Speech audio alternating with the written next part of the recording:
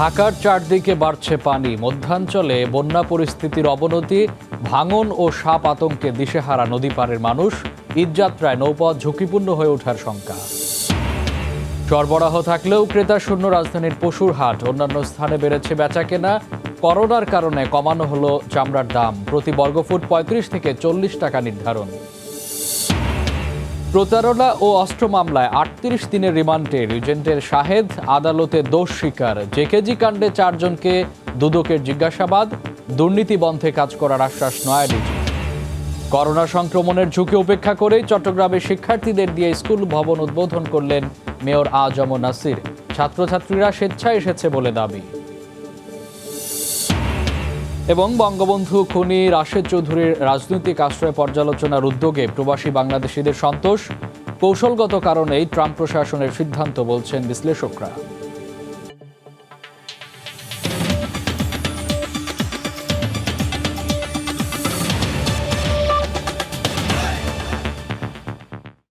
দেখছিলেন শিরোনাম, প্রবাসী সময়, সঙ্গে আছি আমি মামুন আবদুল্লাহ। বন্যার পানিতে ডুবছে ঢাকার চারদিক, নদ নদীর পানি বাড়ায় তলিয়ে যাচ্ছে লোকালয়। কয়েক দফায় বন্যায় দিশেহারা উত্তর ও মধ্যাঞ্চলের মানুষ। উত্তাল নদীর গ্রাসে বিলীন হচ্ছে একের পর এক স্কুল ভবন সহ বিভিন্ন স্থাপনা। রাস্তাঘাট ও ফসলি জমি তলিয়ে থাকায় হাঁটু আর কোমর পানিতে অসহায় দিন কাটছে বানভাসীদের। জেলা প্রতিনিধিদের পাঠানো তথ্য ছবি নিয়ে দেখুন রিপোর্ট। প্রবল স্রোতে শুধু ঘরবাড়ি নয়, ভেসে গেছে মানুষের সব স্বপ্ন। কয়েক দফা বন্যায় নিঃস্ব বানভাসীরা। গত 1 মাস ধরে জামালপুরের ইসলামপুরে হাঁটু পানিতে ছোট 2 সন্তান নিয়ে বাস করছেন দোলেনা বেগম আর স্বামী গরু বাছুর নিয়ে ঠাঁই নিয়েছেন পুলের ওপর। ঘরের মাটি সব উঠায় নিয়ে গেছে।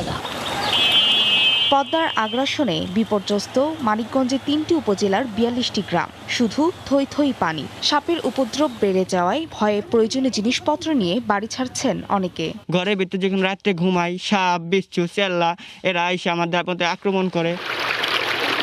স্রোতের তরে লোকালয়ে ঢুকছে পানি, বাড়িঘর রাস্তাঘাট তলিয়ে গেছে। হুহু করে ঢুকে পড়েছে পানি, আর পানি বাড়ায় রাস্তাতেই জাল ফেলেছেন অনেকে। লৌহজং উপজেলায় রাস্তায় একটি অংশ ভেঙে যাওয়ায় জেলার সদরের সাথে সড়ক যোগাযোগ বন্ধ হয়ে গেছে। যমুনা ও বাঙালি নদীর পানি বাড়তে থাকায় বগুড়ায় সারিয়াকান্দি সহ 3টি উপজেলার 8টি ইউনিয়নের 50,000 মানুষ পানিবন্দী।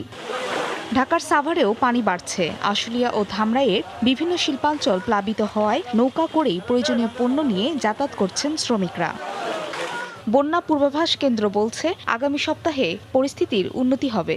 এই পানি বৃদ্ধি এই সপ্তাহ জুড়ে অব্যাহত থাকবে, ফলে এই অঞ্চলগুলোর বন্যা পরিস্থিতি আরো কিছুটা অবনতির দিকে যাবে। আগামী সপ্তাহ থেকে এই নদীগুলোর পানি কমতে শুরু করতে পারে।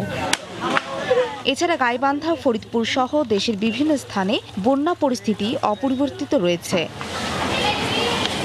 ফারিয়া ফারজানা, সময় সংবাদ। এদিকে দুর্ভোগ পিছু ছাড়ছে না যমুনা তীরের বাসিন্দাদের। দিন যত যাচ্ছে ততই বাড়ছে খাদ্য ও বিশুদ্ধ পানি সংকট। এর মধ্যে যোগ হয়েছে সাপ আতঙ্ক।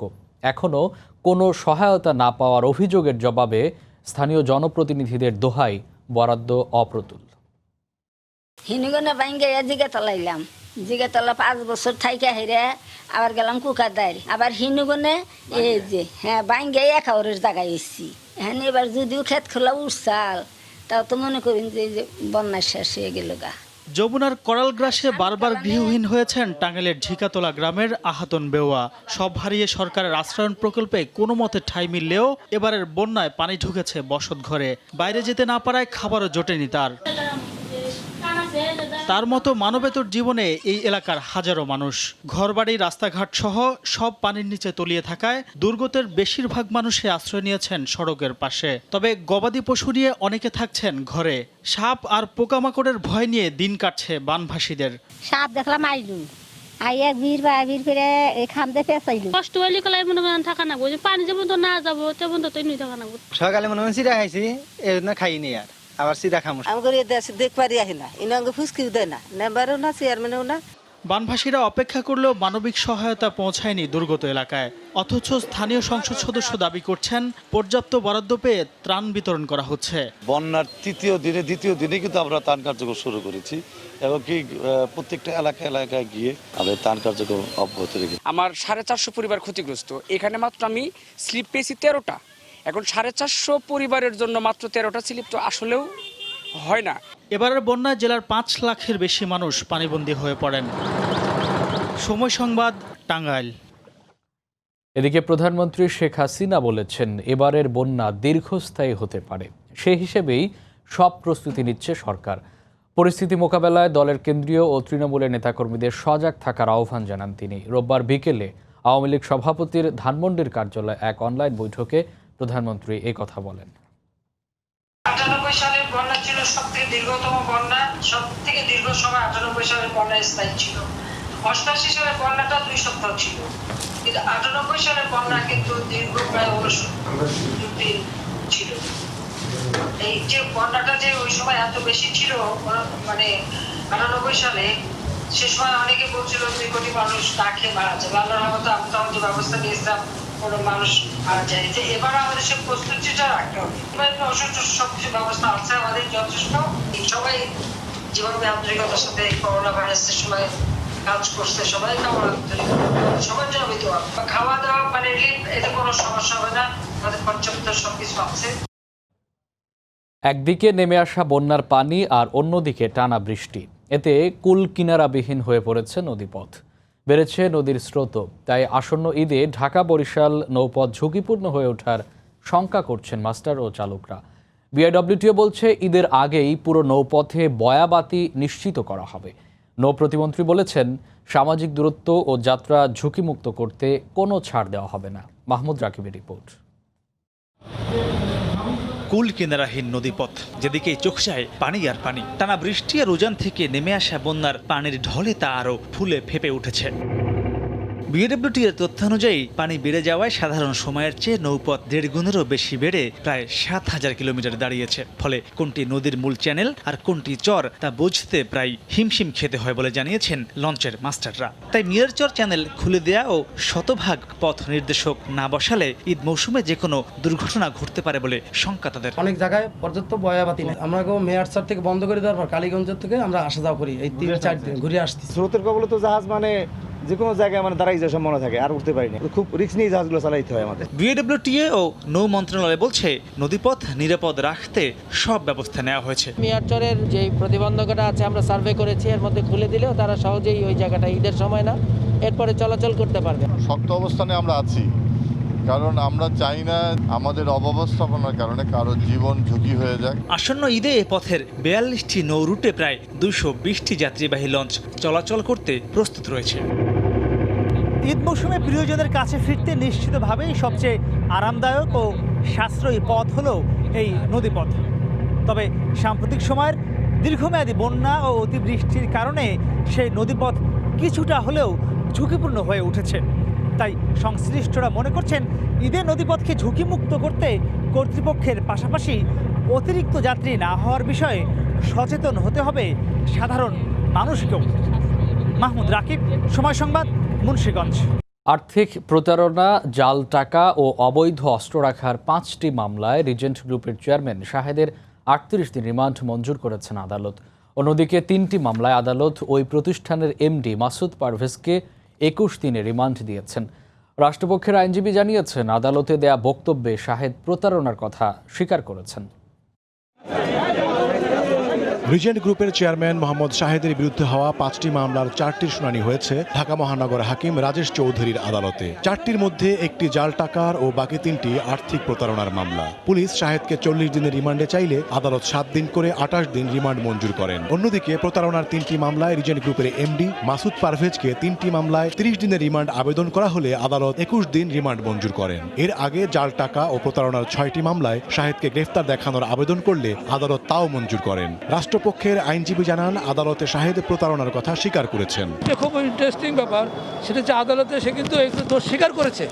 সে বলেছে হ্যাঁ আমি এই সমস্ত অপরাধের সাথে জড়িত, আমি দোষ করেছি, অতএব আমি ভবিষ্যৎ তদন্ত চলছে, তো যেহেতু আমি পরে এটা ব্যবস্থা আমি করব, এই কথাটা সে বলেছে আজকে বলছে। হ্যাঁ, সে কিন্তু অপরাধ স্বীকার করেছে। তবে শাহেদের আইনজীবী বলছেন তার মক্কেল প্রতারণার অভিযোগ মেনে নেননি, বরং জামিনে থাকলে পাওনাদারদের টাকা ফেরত দিতে সুবিধা হবে এই যুক্তিতে জামিন চেয়েছেন। একটা জামিন চেয়েছিলাম যে আসামিকে যদি জামিনে মুক্তি দেওয়া হয়, তাকে তার প্রতিষ্ঠানগুলি খুলে দিলে সে যারা তার কাছে টাকা পয়সা পায় সে অনুযায়ী বিবেচনা করে ইনকোয়ারি করে তাদের সেই টাকা পয়সাগুলি দেওয়ার পরিশোধ করার একটা সুযোগ আসতো।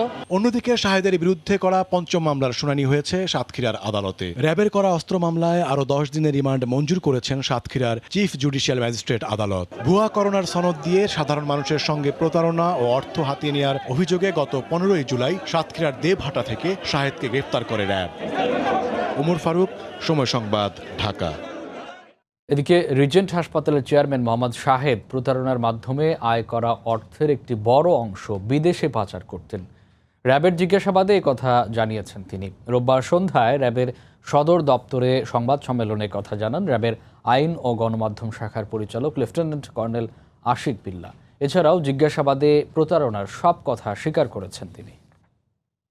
মোহাম্মদ শাহেদ করিম জিজ্ঞাসাবাদে একটি তথ্য আমাদেরকে জানিয়েছে, সে তার আয়ের একটি সবচেয়ে বড় অংশ সে বাংলাদেশের বাইরে সে পাচার করতে বলে আমাদেরকে প্রাথমিকভাবে জানিয়েছে। এরই ধারাবাহিকতায় ফলশ্রুতিতে আমরা মানি লন্ডারিং মামলা করার জন্য সিআইডিকে অনুরোধ জানিয়েছি এবং আমি নিশ্চিত আপনারা সকলেই জানেন সিআইডি মোহাম্মদ শাহেদ করিমের বিরুদ্ধে মানি লন্ডারিং মামলাটি প্রক্রিয়াধীন রয়েছে। প্রতারণার কাজ মেইনলি করেছে অর্থ আদায়ের উদ্দেশ্যে, অর্থাৎ মানুষের অর্থ হাতিয়ে নেওয়াই ছিল তার অন্যতম মুখ্য উদ্দেশ্য। জেকেজির চেয়ারম্যান ডাক্তার সাবরিনা চৌধুরীর প্রতারণা তদন্তে দুদকের বিশেষ তদন্ত দল 4 জনের দেয়া তথ্য ও জবানবন্দি নিয়েছেন। সাবরিনার বিরুদ্ধে 8 কোটি টাকার অবৈধ সম্পদ অর্জনের অভিযোগ অনুসন্ধানে কাজী মোহাম্মদ আল নূর, মোহাম্মদ শাহাবুদ্দিন হাওলাদার ও রাজ্জাক তালুকদার সহ 4 জনকে জিজ্ঞাসাবাদ করেন দুদকের উপপরিচালক মোসাম্মদ সেলিনা আখতার মনি। দুদকের অভিযোগে বলা হয়, সরকারি কর্মকর্তা হিসাবে বহাল থেকে ক্ষমতার অপব্যবহার করে তার স্বামী আরিফ চৌধুরীর সহায়তায় করোনা পরীক্ষার জন্য নমুনা সংগ্রহ করেন সাবরিনা। 15,460টি জাল প্রতিবেদন তৈরি ও সরবরাহ করে তিনি 8 কোটি টাকা হাতিয়ে নেন। এছাড়াও অজানা নানা উৎস থেকে অর্থ উপার্জনের অভিযোগও আছে সাবরিনার বিরুদ্ধে। জেকেজি রিজেন্ট কাণ্ডে স্বাস্থ্য খাতে দুর্নীতির আঁতুড়ঘর মনে করা হচ্ছে কেন্দ্রীয় ওষুধগার সিএমএসটিকে। সব ধরনের কেনাকাটা নিয়ন্ত্রণে কয়েকটি সিন্ডিকেটের নাম আসায় বিষয়টি টক অব দ্য টাউন হয়ে ওঠে। সদ্যপ্রয়াত সাবেক পরিচালক ব্রিগেডিয়ার এম শহীদুল্লাহ বিদায়ের পরে এই ব্যাপারে উচ্চ পর্যায়ে জানিয়েছিলেন, তবে এখনও নেওয়া হয়নি কোনো ব্যবস্থা। মন্ত্রণালয়ের দাবি, নতুন পরিচালক নিয়োগের পর 1 মাসেই সাশ্রয় হয়েছে 142 কোটি টাকা। আর বিশেষজ্ঞরা মনে করছেন এই খাতকে দুর্নীতিমুক্ত করার কোনো বিকল্প নেই। এহসান জুয়েলের রিপোর্ট। অনিয়ম অব্যবস্থাপনার পাশাপাশি করোনাকালে দুর্নীতির অভিযোগে এর মধ্যে ব্যবস্থা নেওয়া হয়েছে জেকেজি, রিজেন্ট, শাহাবুদ্দিন, অপরাজিতা সহ বেশ কটি প্রতিষ্ঠানের বিরুদ্ধে। তবে এই খাতের সবচেয়ে বড় দুর্নীতি হয় সরকারি যন্ত্রপাতি কেনাকাটায়। স্বাস্থ্যের সব কেনাকাটা নিয়ন্ত্রণ করে কেন্দ্রীয় ওষুধাগার সিএমএসডি। প্রতিষ্ঠানটির সদ্যপ্রয়াত সাবেক পরিচালক বিদায়ের পর লেখা এক চিঠিতে এই খাতের দুর্নীতির পেছনের কারণগুলো তুলে ধরেন। তিনি চিঠিতে উল্লেখ করেন মিঠু ও বেঙ্গল সায়েন্টিফিকের জহির সিন্ডিকেটের কথা। পরিচালক করোনা আক্রান্ত হয়ে মারা গেছেন শনিবার। আবারও আলোচনায় তাই তার চিঠিটি। কতটা কার্যকর হলো তার সুপারিশগুলো? মিঠু সিন্ডিকেট, মিঠুটা কোন ব্যক্তি সেটা আমি দেখি নাই। ক্রয়ের মধ্যে যদি যেখানেই গলদ হবে, আমি যদি সঠিক জিনিসটা পাই সঠিক দামে, তাহলে পরেই আমরা খুশি। সেখানে ব্যত্যয় হলে পরে যে ব্যত্যয় করবে তার যথাযথ ব্যবস্থা নেওয়া হবে। স্বাস্থ্য সচিবের দাবি, বর্তমান পরিচালকের সময় রোধ করা হচ্ছে সব অনিয়ম। 124 কোটি টাকা গভর্নমেন্টের সাশ্রয় হয়েছে শুধু নতুন ডাইরেক্টর আসার কেনাকাটার মাধ্যমে। আপনারা যদি বলেন তার হিসাব নিকাশ পর্যন্ত আমি দিতে পারবো। যেগুলো গভর্নমেন্টের প্রসিডিউর আছে, পিপিআর ফলো করা, সমস্ত কিছু ফলো করে এই কাজটা করার চেষ্টা করা হয়েছে, যেগুলো অতীতে অনেক কিছুই ফলো করা হয়নি। বিশেষজ্ঞরা মনে করছেন এই খাতে স্বচ্ছতা আনতে সিএমএসডিকে দুর্নীতিমুক্ত রাখতে হবে। এটা যদি উনি কন্ট্রোল করেন তাহলে তো কমবে। দুর্নীতি যে একবারে হয় না এই আই ক্যানট সে দুর্নীতি হয়েছে দেখেই তো ধরা পড়ছে। স্বাস্থ্য অধিদপ্তরের মতো সিএমএসডিতে শুদ্ধি অভিযান প্রয়োজন বলে মনে করছেন এই খাতের সংশ্লিষ্টরা। ইহসান জুয়েল, সময় সংবাদ, ঢাকা। এদিকে হাসপাতালের অনিয়ম তদারকিতে অতিরিক্ত সচিবকে প্রধান করে 9 সদস্যের একটি টাস্কফোর্স গঠন করেছে স্বাস্থ্য মন্ত্রণালয়। এ বিষয়ে একটি প্রজ্ঞাপন জারি করা হয়েছে। এদিকে দায়িত্ব নেয়ার পর স্বাস্থ্যমন্ত্রী জাহেদ মালিকের সঙ্গে দেখা করেছেন স্বাস্থ্য অধিদপ্তরের মহাপরিচালক ডাক্তার ABM খুরশিদ আলম। রোববার দুপুর 1:45টার দিকে স্বাস্থ্যমন্ত্রী ও স্বাস্থ্যসেবা বিভাগের সচিব মোহাম্মদ আব্দুল মান্নানের সঙ্গে সৌজন্য সাক্ষাৎ করেন তিনি। সচিবালয়ে আসেন। বৃহস্পতিবার স্বাস্থ্যসেবা বিভাগের এক আদেশে ডাক্তার খুরশিদ আলমকে স্বাস্থ্য অধিদপ্তরের মহাপরিচালক পদে নিয়োগ দেওয়া হয়। স্বাস্থ্যমন্ত্রীর সঙ্গে সাক্ষাৎ শেষে তিনি সাংবাদিকদের বলেন, ভবিষ্যতে সমন্বয়ের মাধ্যমে কাজ করবেন। এবং 2 সচিব মহোদয়ের সাথে সাক্ষাৎ করেছি। আমাদেরকে কিছু দিক নির্দেশনা ওনারা দিয়েছেন, আরও দিবেন। আমরা অবশ্যই ভালো করার চেষ্টা করব। আপনাদের কাছে অনুরোধ, কারণ মিডিয়া দেখেন, আপনারা আমাদেরকে সাহায্য করলেই আমরা এগিয়ে যেতে পারবো। আপনারা আমাদের ভালো কাজগুলোর মূল্যায়ন করেন, আর খারাপ কাজ হলে সেটা সমালোচনা করবেন। শিক্ষা ছুটিতে থেকে অনুমতি ছাড়া নিজস্ব ব্যবসা প্রতিষ্ঠান পরিচালনা করায় সহকারী রেজিস্ট্রার শারমিন জাহানকে সাময়িক বরখাস্ত করেছে বিশ্ববিদ্যালয় প্রশাসন। নকল N95 মাস্ক কাণ্ডে বঙ্গবন্ধু শেখ মুজিব মেডিকেল বিশ্ববিদ্যালয়ের করা মামলায় 3 দিনের পুলিশ রিমান্ডে আছেন শারমিন। এবার বিশ্ববিদ্যালয় থেকেও তিনি সাময়িক বরখাস্ত হলেন। একই সঙ্গে তাকে 7 কার্যদিবসের মধ্যে কারণ দর্শানোর নোটিশ দেওয়া হয়েছে। বিশ্ববিদ্যালয় থেকে গণমাধ্যমে পাঠানো এক বিজ্ঞপ্তিতে বলা হয়, অনুমতি ছাড়া ব্যবসা প্রতিষ্ঠান পরিচালনা বিশ্ববিদ্যালয়ের বিধিবিধান ও শৃঙ্খলা পরিপন্থী। এছাড়া শারমিনের বিরুদ্ধে নিয়মিত মামলা হওয়ায় ও পুলিশ রিমান্ডে থাকায় বিশ্ববিদ্যালয়ের মর্যাদা ও ভাবমূর্তি ক্ষুণ্ণ হয়েছে বলেও জানানো হয় বিজ্ঞপ্তিতে। প্রতারণার টাকা লেনদেন করতে ব্যাংক অ্যাকাউন্ট ভাড়া নিত নাইজেরিয়ার প্রতারক চক্র, আর তা সংগ্রহ করে দিত বাংলাদেশের 3 প্রতারক। তাদের গ্রেপ্তার করে এমন চাঞ্চল্যকর তথ্য দিয়েছে পুলিশের অপরাধ তদন্ত বিভাগ CID। তারা আরও বলছে, এই চক্রের সঙ্গে কাস্টমস ও ব্যাংকের কিছু কর্মকর্তাও জড়িত। পুলিশের অপরাধ তদন্ত বিভাগ CID বলছে, ফেসবুকে সম্পর্ক গড়ে উপহার পাঠানোর কথা বলে প্রতারণার অভিযোগে এ মাসেই নাইজেরিয়া সহ আফ্রিকার কয়েকটি দেশের 40 জনকে গ্রেফতার করা হয়েছে। প্রতারক চক্রটি আইন শৃঙ্খলা রক্ষাকারী বাহিনীকে ফাঁকি দিতে ভুক্তভোগীদের এমন কিছু ব্যাংকের অ্যাকাউন্টে টাকা পাঠাতে বলতো, যার মালিক তারা নয়। মূলত অ্যাকাউন্টে আসা টাকার 5% দেয়ার লোভ দেখিয়ে অ্যাকাউন্টগুলো ভাড়া করে দিত বাংলাদেশের 3 প্রতারক। তবে প্রতারণার টাকা আসলে হিসাবের মালিকরা প্রতিশ্রুত অংশ পেতেন না, কারণ আগে থেকেই স্বাক্ষর করে নেওয়া চেকের মাধ্যমে তারা টাকা সরিয়ে ফেলত। তথ্য অনেক পাচ্ছি আসলে। রোববার নাইজেরিয়ান প্রতারক চক্রকে এভাবে ব্যাংক অ্যাকাউন্ট সরবরাহ করার অভিযোগে 3 জনকে গ্রেফতার করেছে CID। তারা বলছে, কায়েস হোসেন অ্যাকাউন্ট সরবরাহকারী চক্রের মূল হোতা। প্রথমে ফেসবুকের ফ্রেন্ডশিপ করে কয়েকদিনের ভিতরে একটা ঘনিষ্ঠতা তারা নেয়। এক সময় তারা বলে যে আমি আপনাকে একটা গিফট পাঠাতে চাই। অর্ধশতাধিক অ্যাকাউন্টের আমরা বই পেয়েছি, তারপরে চেক পেয়েছি সিগনেচার করা। CID আরও জানায়, 2018 সাল থেকে প্রতারক চক্রটি হাতিয়ে নিয়েছে কয়েক কোটি টাকা। চক্রের সাথে কাস্টমস ও ব্যাংকিং সেক্টরের কিছু অসাধু কর্মকর্তাও জড়িত। ব্যাংকিং লাইনের লোকজন হয়তো বা থাকতে পারে, তারপর কাস্টমসের লোকজনের এরকম আমরাও কিছু তাদের দেয়া প্রাথমিক তথ্যের ভিত্তিতে এরকম আসতেছে। এইসব প্রতারণার ফাঁদ থেকে বাঁচতে সবাইকে সচেতন হওয়ার আহ্বানও জানিয়েছে CID। আমাদের টিম কিন্তু অপারেশন আছে। মার্জিয়া মুমু, সময় সংবাদ, ঢাকা। রাজধানীতে কোরবানির পশুর হাটে পশুর সরবরাহ বাড়লেও ক্রেতা নেই। এবার কোরবানি কম হওয়ার আশঙ্কায় দুশ্চিন্তায় বিক্রেতারা। তবে 2-1 দিন পর বিক্রি বাড়বে বলে আশা অনেকের। এদিকে স্বাস্থ্যবিধি মানছেন না অধিকাংশ ক্রেতা বিক্রেতা। হাটের প্রবেশ মুখে নেই জীবাণুনাশকও। ঈদুল আজহার আর মাত্র 5 দিন বাকি। এরই মধ্যে হাটগুলোতে দেশের বিভিন্ন এলাকা থেকে পশু আসতে শুরু করেছে। তবে ক্রেতা নেই বললেই চলে। ব্যাপারীরা বলছেন, বড় পশুর ক্রেতা চাহিদা একদম কম। তারপরও হাঁকা হচ্ছে আকাশচুম্বী দাম। কম যায় না ছোট পশুও। দাম চাওয়া হচ্ছে 50,000 টাকা থেকে 2 লাখ টাকা পর্যন্ত। ছাগলের দাম হাঁকা হচ্ছে 10,000 টাকা থেকে 25,000 টাকা পর্যন্ত। দেশের অবস্থা ভালো না। গরু তো 3-4 গাড়ি করে আনি, কিন্তু এবার সাহস পাইনি, এক গাড়ি গরু আনছি 14টা। আমি এই গরুটার দাম চাচ্ছি 6 লাখ টাকা, তার 3 লাখ টাকা বলিচ্ছে। যেটা 2 লাখ সেটা 1,85,000, 2 লাখ হইলে ছেড়ে দেবে, এই 2.5 লাখ দাম চাচ্ছি মোটাটা, কেজি 80 খাইনি। করোনা সংক্রমণ ঝুঁকির মধ্যেও হাটগুলোতে মানা হচ্ছে না স্বাস্থ্যবিধি। মাস্ক ছাড়া গাদাগাদি করে শুয়ে কিংবা বসে আছেন ব্যাপারীরা। আফতাবনগর হাট ঘুরে দেখা যায়নি জীবাণুনাশক পানির পর্যাপ্ত ব্যবস্থা, যদিও অভিযোগ অস্বীকার করছে হাট কর্তৃপক্ষ। হাট আজকে শুরু হয়েছে, তো এর মধ্যে সবকিছু ইনশাল্লাহ আমরা আশা করতেছি সব ঠিক হয়ে যাবে।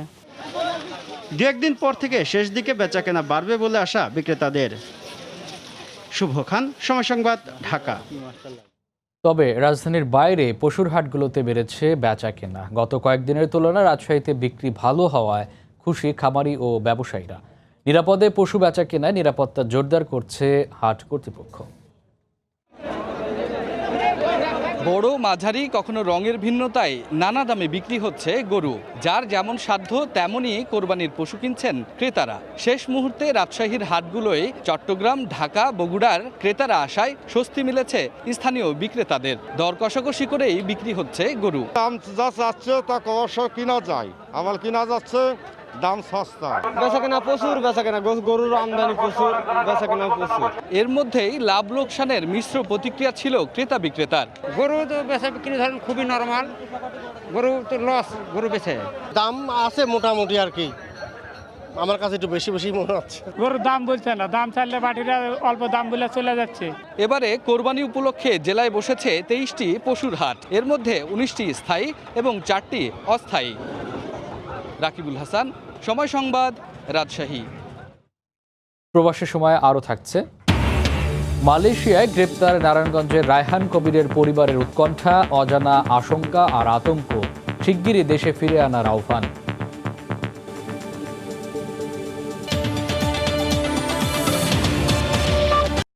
দেশে করোনায় আরও 54 জন মারা গেছেন। এ নিয়ে মৃতের সংখ্যা বেড়ে দাঁড়ালো 2,928 জনে।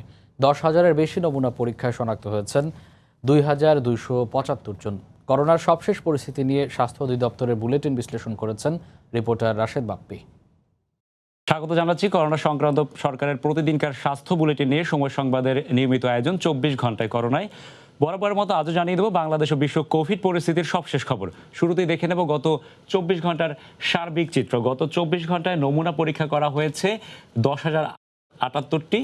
এর মধ্যে শনাক্ত হয়েছেন 2,275 জন এবং গত 24 ঘন্টায় মারা গিয়েছেন 54 জন। এ নিয়ে মোট মৃতের সংখ্যা দাঁড়ালো 2,928 জন এবং গত 24 ঘন্টায় সুস্থ হয়েছেন 1,792 জন। গত 24 ঘন্টায় মারা যাওয়া 54 জনের মধ্যে পুরুষ 40 জন এবং নারী 14 জন। আমরা 51 থেকে 60 বছর বয়সী মারা গিয়েছেন 15 জন, 61 থেকে 70 বছর বয়সী মারা গিয়েছেন 17 জন এবং 71 থেকে 90 বছর বয়সী মারা গিয়েছেন 10 জন। অর্থাৎ এক্ষেত্রে বরাবর যেমনটা আমরা দেখছি যে বয়োজ্যেষ্ঠ নাগরিক যারা তাদের ঝুঁকি বেশি, সেটি কিন্তু আজকেও আমরা লক্ষ্য করছি। দেখে নেব মোট আক্রান্তের বিন্যাস। 141তম দিনে এসে আক্রান্তের বিন্যাসে আমরা যেমনটা দেখতে পাচ্ছি, সুস্থ হওয়া রোগীর সংখ্যা কিন্তু অর্ধেকের বেশি, অর্থাৎ 54.46% মানুষ সুস্থ হয়েছেন এবং মৃতের হার 1.31% এবং এক্ষেত্রে আমরা দেখতে পাচ্ছি চিকিৎসাধীন রোগীর সংখ্যা 44.25%। অর্থাৎ প্রতিদিন যেই হতাশার গল্প, হতাশার খবর, সেখান থেকে কিন্তু সবাই মুক্তি চান।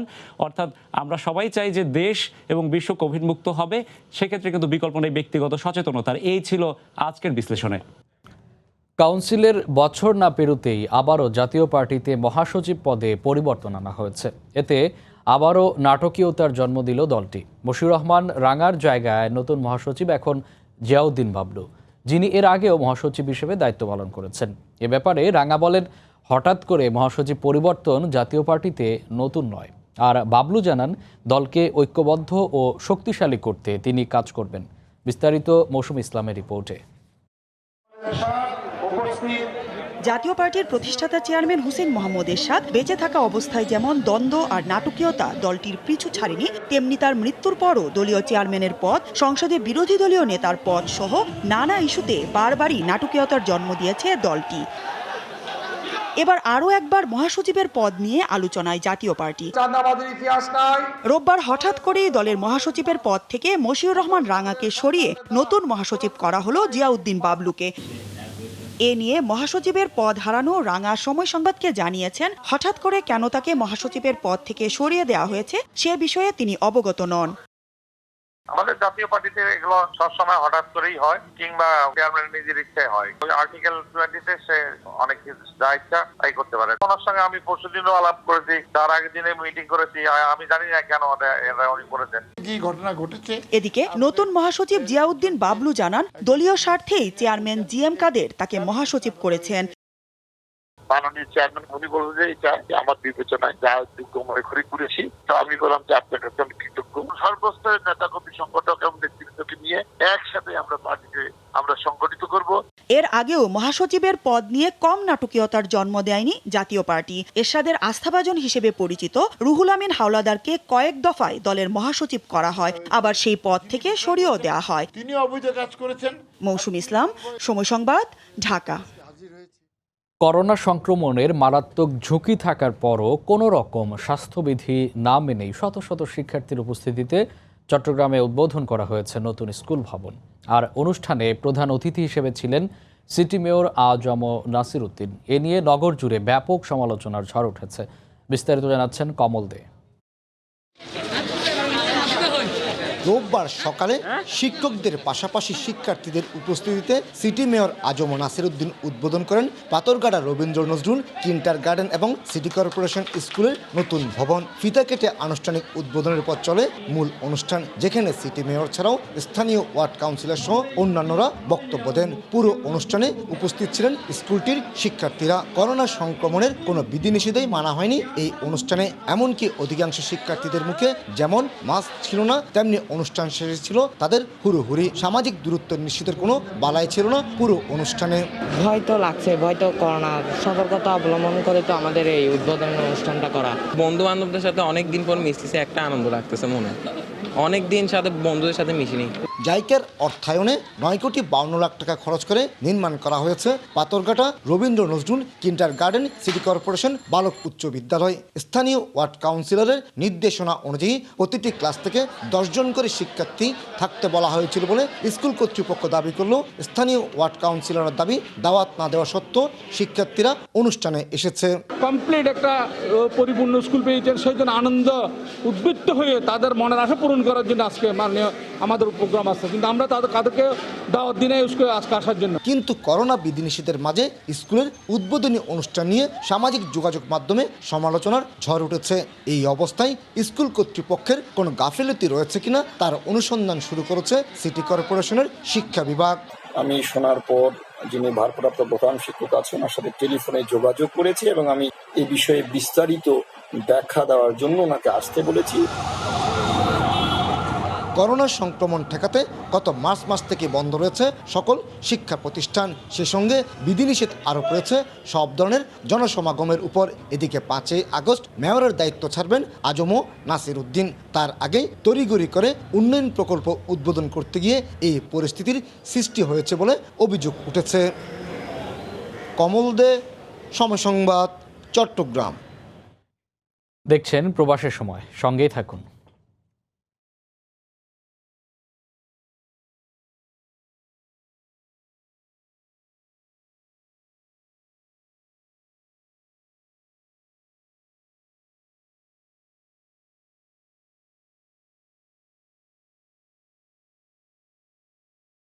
আর কত ফাস্ট পড়িব।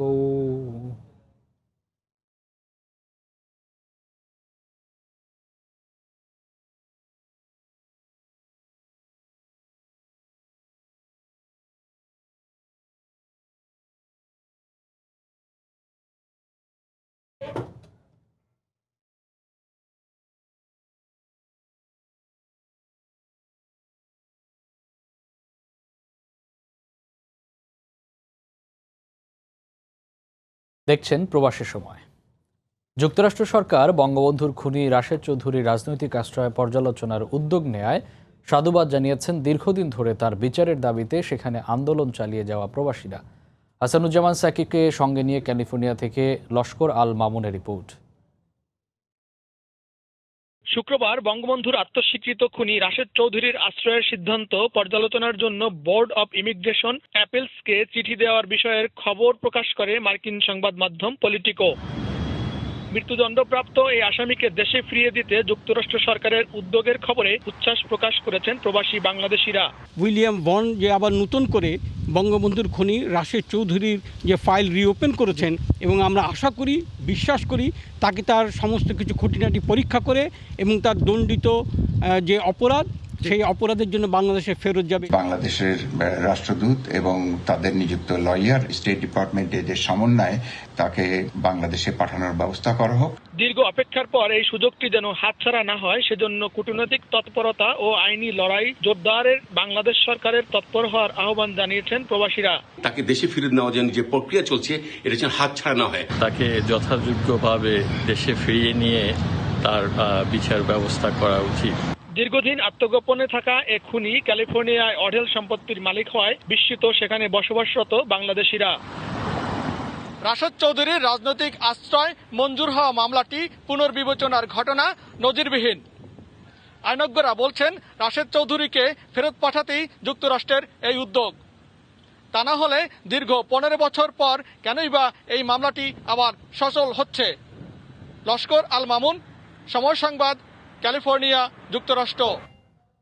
এদিকে পলাতক রাশেদ চৌধুরী বঙ্গবন্ধুর খুনের সঙ্গে সরাসরি জড়িত বিষয়টি বোঝাতে সক্ষম হওয়ার পর তার রাজনৈতিক আশ্রয় পর্যালোচনার ঘোষণা দিয়েছে যুক্তরাষ্ট্র সরকার, এমনটাই মনে করেন বিশ্লেষকরা। এছাড়া কৌশলগত কারণেই ট্রাম্প প্রশাসন এই সিদ্ধান্ত নিয়েছে বলেও মত তাদের। সময় লাগলেও রাশেদ চৌধুরীকে ফেরত পাওয়ার বিষয়েও আশাবাদী তারা। গত বছর জাতিসংঘের সাধারণ অধিবেশন চলাকালে মার্কিন প্রেসিডেন্ট ডোনাল্ড ট্রাম্পকে নিজেই একটি ফাইল তুলে দেন প্রধানমন্ত্রী শেখ হাসিনা। ফাইলে কি আছে তা নিয়ে চলে নানা জল্পনা কল্পনা। যদিও পরে এক ব্রিফিংয়ে প্রধানমন্ত্রী জানান, যুক্তরাষ্ট্র নিশ্চয়ই বঙ্গবন্ধুর খুনিকে আশ্রয় দিবে না। জাতির পিতার খুনিরা এই দেশে রয়েছে এবং তাদের ফিরিয়ে নেওয়ার ব্যাপারে আমাদের প্রচেষ্টা অব্যাহত আছে। এর প্রায় 1 বছর পর রাশেদ চৌধুরীর রাজনৈতিক আশ্রয় পর্যালোচনার ঘোষণা দিয়ে পুরনো নথি তলব করেছে যুক্তরাষ্ট্রের অ্যাটর্নি জেনারেল অফিস। এই কূটনীতিক বলছেন, খুনি সম্পর্কে এতদিন ভুল ধারণা ছিল যুক্তরাষ্ট্রের। আমি মনে করব যে রাশেদ চৌধুরীকে তারা একটা ফাইনাল একটা বিচার করবে এবং সেই বিচারের প্রেক্ষাপটে আমরা তাকে ফেরত পাবো। সে দেশের আইন বিশেষজ্ঞদের বরাত দিয়ে রাজনৈতিক বিষয়ক সংবাদ মাধ্যম পলিটিকো বলছে, দীর্ঘদিন পর রাজনৈতিক আশ্রয়ের বিষয়টি পর্যালোচনার সিদ্ধান্তই পরিষ্কার, তাকে ফেরত দেওয়া হবে। আমার বিশ্বাস এখন উনি রিভিউ করে নিঃসন্দেহে উনি পাবেন যে how this man was involved and how, সবচেয়ে বড় কথা, he has been convicted and sentenced by a properly constituted democratic court, I will say. তবে রাশেদ চৌধুরীর রাজনৈতিক আশ্রয় পর্যালোচনার বিষয়ের অগ্রগতি জানা যাবে সেপ্টেম্বরের শুরুর দিকে। রাশেদ চৌধুরী ছাড়া পলাতক নূর চৌধুরী কানাডায় অবস্থান করছেন, আর আব্দুর রশিদ, শরীফুল হক ডালিম ও মোসলেম উদ্দিনের অবস্থান এখনও জানা যায়নি। এবছরের এপ্রিলে জাতির পিতার খুনি মাজেদকে গ্রেফতার করে ফাঁসি কার্যকর করে সরকার। আফজাল হোসেন, সময় সংবাদ, ঢাকা। মালয়েশিয়ায় মোস্ট ওয়ান্টেড মামলায় গ্রেপ্তার হওয়া নারায়ণগঞ্জের রায়হান কবিরের পরিবার উৎকণ্ঠায় দিন কাটাচ্ছে। প্রবাসী বাংলাদেশিদের দুর্দশার কথা মধ্যপ্রাচ্য ভিত্তিক টেলিভিশন আল জাজিরায় বলায় মালয়েশিয়া সরকার তার বিরুদ্ধে এই ব্যবস্থা নেয়। এই অবস্থায় তাকে দেশে ফিরিয়ে আনার দাবি জানিয়েছেন স্বজন, রায়হানের সহপাঠী ও এলাকাবাসী। সৈকত আলী সৈকতের তথ্য ও ছবি নিয়ে রিপোর্ট। ছেলে ফিরে আসবে এই আশায় কিছুক্ষণ পরপর বাড়ির গেটে দাঁড়িয়ে রাস্তার দিকে চেয়ে থাকছেন মা রাশিদা বেগম। আদৌ ছেলেকে ফিরে পাবেন কিনা সেই আশঙ্কা আর হতাশায় অসুস্থ হয়ে পড়েছেন তিনি। অজানা আতঙ্কে জ্ঞান হারিয়ে ফেলছেন বারবার। গত 23 জুলাই ছেলের সাথে শেষ কথোপকথনের কথায় বারবার সবার সাথে বলছেন, আর ছেলেকে দেশে ফিরিয়ে আনার ব্যাপারে সরকারের কাছে আকুল আবেদন জানান। প্রধানমন্ত্রীর কাছে আমার একটাই আবদার, আমার ছেলে সুস্থভাবে আমার কাছে ফিরিয়ে দেব। আমার ছেলে তো নিজের জন্য কিছু করে নাই, করছে সবার জন্য, বাংলাদেশি সবার জন্য করছে। আমি চাই আমার ভাইকে শুধু সুস্থভাবেই নয় সসম্মানেও দেশে ফিরিয়ে আনা হোক।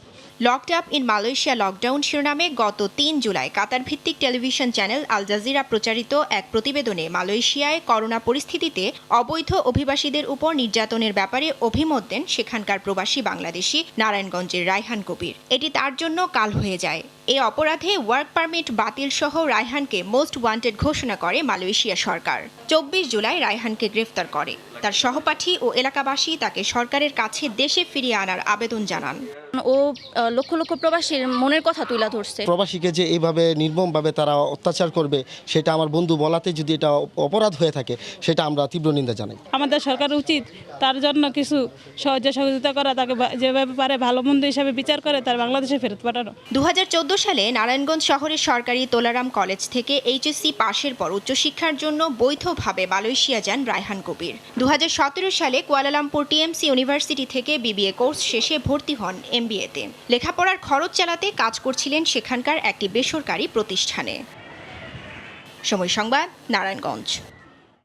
প্রবাসী কল্যাণমন্ত্রী ইমরান আহমেদ বলেছেন, প্রবাসী কর্মীরা যে দেশে অবস্থান করছেন সে দেশের আইন কানুন মেনেই চলা উচিত। এ প্রসঙ্গে তিনি আল জাজিরায় সাক্ষাৎকার দেয়া মালয়েশিয়ায় অবৈধ অভিবাসীর সমালোচনা করেন। ওখানে যা ঘটনা ঘটেছে, তুমি ওই দেশে খাচ্ছ, ওই দেশে পড়ছো, ওই দেশে তোমার রোজি আছে, সব কিছু আছে, আর তারপরে তুমি ওখানে দাঁড়িয়ে এমনভাবে কি বলে আল জাজিরাতে তুমি you go on giving statement as if you are giving statement on behalf of all Bangladeshis over there. Situation তো ওরকম না। বা যারা ওখানে শান্তিতে আছেন ওদের তো কমপ্লেন্ট নেই, আমি যতদূর জানি। তো এখন আমাদেরকে এটাই চিন্তা করতে হবে যে আমি দেশ সামনে রাখবো না ব্যক্তি সামনে রাখবো। আমি তো আমার নিজেকে সামনে রাখি না, আমি তো আমার দেশকে সামনে রাখি। কুয়েতে 28শে জুলাই থেকে কারফিউর সময় কমে রাত 9টা থেকে ভোর রাত 3টা পর্যন্ত করা হয়েছে। এছাড়া পবিত্র ঈদুল আজহার নামাজ স্বাস্থ্যবিধি মেনে আদায় করার অনুমোদন দিয়েছে কর্তৃপক্ষ। সরকারের এমন সিদ্ধান্তের প্রশংসা করেছেন কুয়েত প্রবাসী বাংলাদেশিরা। কুয়েত থেকে শরীফ মিজানের রিপোর্টে বিস্তারিত। কুয়েতে কমছে কারফিউ, লকডাউন মুক্ত হচ্ছে ফরনি এলাকা। কারফিউ সময়সীমা কমিয়ে রাত 9টা থেকে ভোর 3টা পর্যন্ত করার সিদ্ধান্ত নিয়েছেন মন্ত্রিপরিষদ বৈঠক শেষে। সরকারি মুখপাত্র তারিক আল মিজরিম সাব প্যালেসে এক সংবাদ সম্মেলনে এইসব সিদ্ধান্তের কথা ঘোষণা করেছেন। তিনি আরও জানান, সারা দেশে কোভিড-19 স্বাস্থ্য ব্যবস্থাগুলো মেনে চলার জন্য একটি কমিটি তাদের ভূমিকা পালন অব্যাহত রাখবেন। এছাড়া ইসলামিক বিষয়ক মন্ত্রণালয়ের অনুমোদিত দেশব্যাপী মসজিদগুলোতে স্বাস্থ্য সুরক্ষা বিধি প্রয়োগের মাধ্যমে ঈদুল আজহার নামাজের ব্যবস্থা করবে এবং মুসলিমদের অংশ নেওয়ার অনুমতি দিবে। সরকারের সিদ্ধান্তের জন্য সরকারের গৃহীত পদক্ষেপের ভূয়সী প্রশংসা করেন কুয়েত প্রবাসী বাংলাদেশিরা। স্বাভাবিক জীবনের মধ্যে আমরা এখন ফিরে যাইতেছি। আমরা এখন সবাই নিজে নিজে কর্মস্থলে আমরা ফিরে গেছি, আলহামদুলিল্লাহ কাজ করতেছি। স্বাস্থ্যবিধি মেনে চললে পরবর্তীতে হয়তো আর লকডাউনের সম্ভাবনা থাকবে না। তাই সকলের প্রতি অনুরোধ করব, আপনারা সবাই সরকারি বিধিনিষেধ মেনে স্বাস্থ্যবিধি মেনে চলবেন। সকল প্রবাসীরা যেন সরকারের নির্দেশনা মেনে স্বাস্থ্যবিধি মেনে চলেন, এই জন্য প্রবাসীদের প্রতি উদাত্ত আহ্বান জানান কুয়েত প্রবাসী বাংলাদেশিরা। শরীফ মোহাম্মদ মিজানুর রহমান, সময় সংবাদ, কুয়েত। পর্তুগালের কর্মসংস্থান বিভাগের পরিসংখ্যান অনুযায়ী জুনে বেকারত্বের হার রেকর্ড 36.4% বেড়েছে। পরিস্থিতির উন্নতির পরেও যুক্তরাজ্য সহ কয়েকটি দেশ পর্তুগালকে এখনও সবুজ তালিকাভুক্ত না করায় বিস্মিত দেশটির সরকার। পর্যটন খাত স্বাভাবিক না হওয়ায় এখনও কর্মহীন বহু প্রবাসী বাংলাদেশি। লিসবন থেকে তারিকুল হাসান আশিকের রিপোর্ট। পর্তুগালের সার্বিক করোনা পরিস্থিতি অনেকটাই নিয়ন্ত্রণে এলেও রাজধানী লিসবন ও আশেপাশের কিছু এলাকায় সংক্রমণের হার ওঠানামা করায় তা এতদিন কপালে চিন্তার ভাঁজ ফেলেছিল পর্তুগাল সরকারের। তবে জুলাইয়ের শেষ সপ্তাহে ওইসব এলাকায় কমেছে সংক্রমণ ও মৃত্যুর ঘটনা। কিন্তু যুক্তরাজ্য সহ আরও কয়েকটি দেশ এখনও পর্তুগালকে সবুজ তালিকায় অন্তর্ভুক্ত না আনায় অচল অবস্থা থেকে বের হতে পারছে না সাধারণ মানুষ। পর্তুগাল কর্মসংস্থান বিভাগের হিসেব অনুযায়ী মহামারীতে কর্মহীন হয়েছেন 4 লাখের বেশি মানুষ। বিশ্বের বিভিন্ন প্রান্তের পর্যটকরা পর্তুগালে আসতে না পারলে সহসাই এই অবস্থার পরিবর্তন দেখছেন না প্রবাসী বাংলাদেশিরা। পর্তুগালে অনেক টুরিস্ট দোকান রয়েছে, রেস্টুরেন্ট রয়েছে, যার কারণে বাঙালি সহ বাঙালি অনেক বেকারত্ব সৃষ্টি হচ্ছে। ইংল্যান্ডের সাথে সম্পর্ক যে একটা বিচ্ছেদ ঘটছে, এটা কিন্তু আমাদের জন্য ভালো লক্ষণ আমরা মনে করছি না। পর্যটকরা না আসতে পারার কারণে আসলে সবারই ব্যবসা বাণিজ্য অবস্থা খারাপ। গুরুত্বপূর্ণ বিভিন্ন দেশের সঙ্গে সম্পর্ক উন্নয়নে কূটনৈতিক তৎপরতা অব্যাহত রেখেছে পর্তুগালের পররাষ্ট্র মন্ত্রণালয়। অন্যদিকে কোনো সিদ্ধান্তে না আসায় এখনও অনিশ্চিত দেশে আটকে পড়া প্রবাসী বাংলাদেশিদের পর্তুগালে ফিরিয়ে আনার বিশেষ ফ্লাইটও। পরিস্থিতির উন্নতি হলেও কার্যত এখনও বাড়ছে বেকারত্ব, কর্মহীন অনেক প্রবাসী বাংলাদেশি। বিশেষজ্ঞরা বলছেন বহির্বিশ্বের সাথে উড়োজাহাজ চলাচল স্বাভাবিক করা এবং বিভিন্ন নিষেধাজ্ঞার আরও শিথিলতা আনলেই কেবল অর্থনীতির চাকা স্বাভাবিক হবে এবং সুযোগ তৈরি হবে কর্মসংস্থানের। তারিকুল হাসান আশিক, সময় সংবাদ, লিসবন, পর্তুগাল। মালয়েশিয়ায় হয়ে গেল বাংলাদেশি মালিকানাধীন ব্রাইটন ইন্টারন্যাশনাল স্কুলের প্রথম সমাবর্তন। এতে অংশ নিয়ে আবেগঘন বক্তব্য দেন গ্র্যাজুয়েটরা, যা হল ভর্তি দর্শকদের আবেগ আপ্লুত করে। মালয়েশিয়া থেকে মোহাম্মদ আব্দুল কাদেরের রিপোর্ট। প্রথম সমাবর্তন উপলক্ষে স্কুল গ্রাজুয়েটদের মিলন মেলায় পরিণত হয় মালয়েশিয়ায় বাংলাদেশি মালিকানাধীন খ্যাতনামা ব্রাইটন ইন্টারন্যাশনাল স্কুল। শত শত সাবেক শিক্ষার্থীর সঙ্গে আনন্দ ভাগাভাগি করেন বর্তমান শিক্ষার্থীরা। রোববার রাজধানী কুয়ালালামপুরের একটি হোটেলে সামাজিক দূরত্ব বজায় রেখে হওয়া সমাবর্তন অনুষ্ঠান আলোকিত করেন জিওমেটিকা এডুকেশন গ্রুপের প্রেসিডেন্ট প্রফেসর ডক্টর মোহাইজি মোহাম্মদ। অনুষ্ঠানের সমাবর্তন বক্তা ছিলেন ব্রাইটন ইন্টারন্যাশনাল স্কুলের সিইও মমিনুল ইসলাম মমিন ও স্কুলটির প্রিন্সিপাল দিরেক এবং vice principal doctor Mahmudur Rahman. আগ্রহ, উদ্দীপনা এবং জানার অদম্য ইচ্ছা শক্তির কারণে স্কুল শিক্ষার্থীরা জীবনে সফলতা বয়ে আনবে বলে মনে করছেন তারা। Brighton International School is much more tougher as I look at it as compare managing the university, you see, because we have kids from 5-6 years old up to 17 years old. Brighton international school হলো একটা school যেখানে বাংলাটাকে second language হিসেবে offer করা হয়, যেখানে আমাদের সাহিত্য এবং আমাদের ইতিহাস সব কিছুই পড়ানো হবে। সবচেয়ে বড় সুযোগ ইভেন বাংলাদেশিদের জন্য তাদের বিভিন্ন কালচারের সাথে মিলেমিশে থাকা, কীভাবে অন্য কালচার তাদের শেখা, সব কিছু মিলে তারা একটা গ্লোবাল একটা এনভায়রনমেন্ট পাচ্ছে স্কুলে। বাংলাদেশ সহ প্রায় 27টি দেশের শিক্ষার্থীরা সমাবর্তনে অংশ নেন। অনুষ্ঠান শেষে মনোজ্ঞ সাংস্কৃতিক অনুষ্ঠান পরিবেশিত হয়। এই মাহেন্দ্রক্ষণে আনন্দ ভাগাভাগি করে নিতে স্কুলের নতুন পুরনো শিক্ষার্থীরা যোগ দিয়েছিলেন দল বেঁধে। এমন আয়োজন শিক্ষার্থীদের আগামীর উৎসাহ হবে বলে মত সংশ্লিষ্টদের। মোহাম্মদ আব্দুল কাদের, সময় সংবাদ, মালয়েশিয়া। রাশিয়ায় বাংলাদেশ স্টুডেন্ট কাউন্সিলের উদ্যোগে শিক্ষার্থীদের সম্মাননা দেওয়া হয়েছে। দেশটিতে বাংলাদেশি যেসব শিক্ষার্থী চলতি বছর পড়াশোনা শেষে করছেন তাদের নিয়ে এই আয়োজন করা হয়। স্নাতক, স্নাতকোত্তর, পিএইচডি সম্পন্নকারীদের সংগঠনের পক্ষ থেকে এই সম্মাননা দেওয়া হয়। শনিবারের দিনব্যাপী এই আয়োজনে বনভোজন, ক্রীড়া প্রতিযোগিতা এবং সাংস্কৃতিক অনুষ্ঠানে অংশ নেন শিক্ষার্থীরা। এতে বিভিন্ন বিশ্ববিদ্যালয়ের অর্ধশতাধিক ছাত্রছাত্রী উপস্থিত ছিলেন। আর যেহেতু রাশিয়ার পরিস্থিতি এখন অনেকটাই স্বাভাবিক হয়ে গেছে করোনা ভাইরাসের, সেটার জন্য বাংলাদেশ স্টুডেন্ট কাউন্সিল রাশিয়া একটা গেট টুগেদার এবং এবছর যারা গ্র্যাজুয়েশন কমপ্লিট করেছে তাদের সম্বোধনা দেওয়ার জন্য একটা ছোটখাটো একটা পিকনিকের আয়োজন করা হয়েছে। সংযুক্ত আরব আমিরাতের শারজায় বঙ্গবন্ধু হলের উদ্বোধন করা হয়েছে। নবনিযুক্ত রাষ্ট্রদূত আবু জাফর এই হলের উদ্বোধন করেন। এ উপলক্ষে বাংলাদেশ সমিতির উদ্যোগে আয়োজিত অনুষ্ঠানে সভাপতিত্ব করেন সংগঠনের সভাপতি MA বাশার। রাষ্ট্রদূত আবু জাফর, দুবাইয়ে নিযুক্ত কনসাল জেনারেল ইকবাল হোসেন সহ অনুষ্ঠানে বাংলাদেশ সমিতির নেতারা বক্তব্য দেন। অনুষ্ঠানে বাংলাদেশ বিমানের টিকিট সংকট, ভাড়া বৃদ্ধি, বাংলাদেশে আটকে পড়া প্রবাসীদের দুবাই আসতে জটিলতা এবং কর্মহীন প্রবাসীদের সংকট নিরসনে নানা বিষয় নিয়ে আলোচনা করা হয়।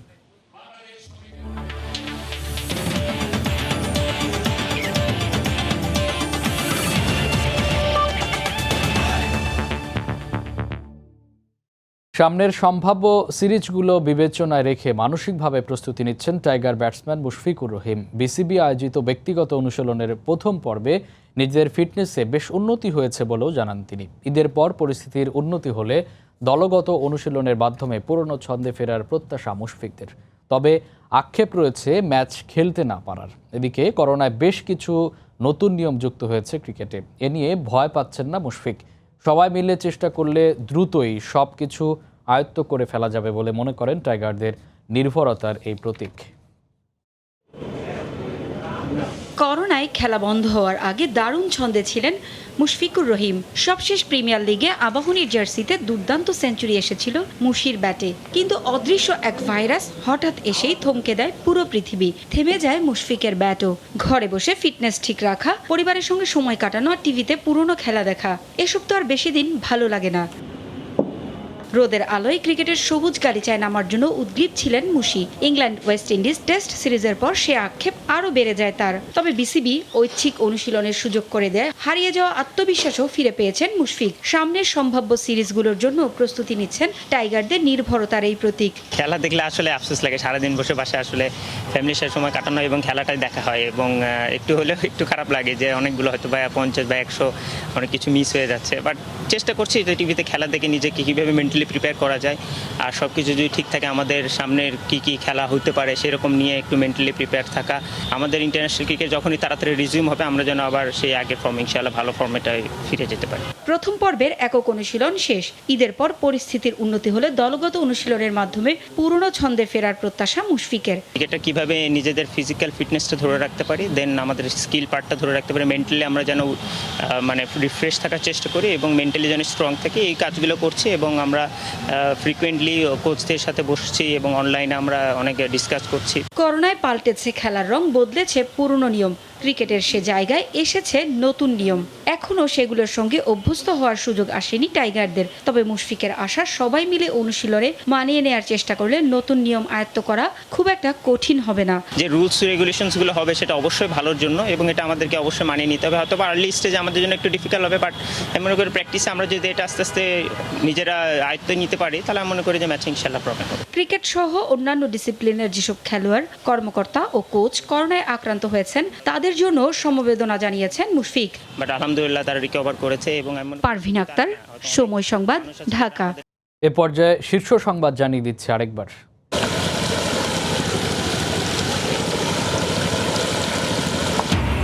ঢাকার চারদিকে বাড়ছে পানি, মধ্যাঞ্চলে বন্যা পরিস্থিতির অবনতি, ভাঙন ও সাপ আতঙ্কে দিশেহারা নদীপাড়ের মানুষ। ঈদযাত্রায় নৌপথ ঝুঁকিপূর্ণ হয়ে ওঠার শঙ্কা। সরবরাহ থাকলেও ক্রেতা শূন্য রাজধানীর পশুর হাট, অন্যান্য স্থানে বেড়েছে বেচাকেনা। করোনার কারণে কমানো হলো চামড়ার দাম, প্রতি বর্গফুট 35 থেকে 40 টাকা নির্ধারণ।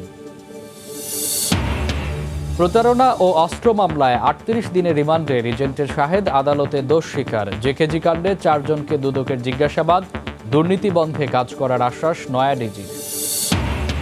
করোনা সংক্রমণের ঝুঁকি উপেক্ষা করেই চট্টগ্রামের শিক্ষার্থীদের নিয়ে স্কুল ভবন উদ্বোধন করলেন মেয়র আজম নাসির।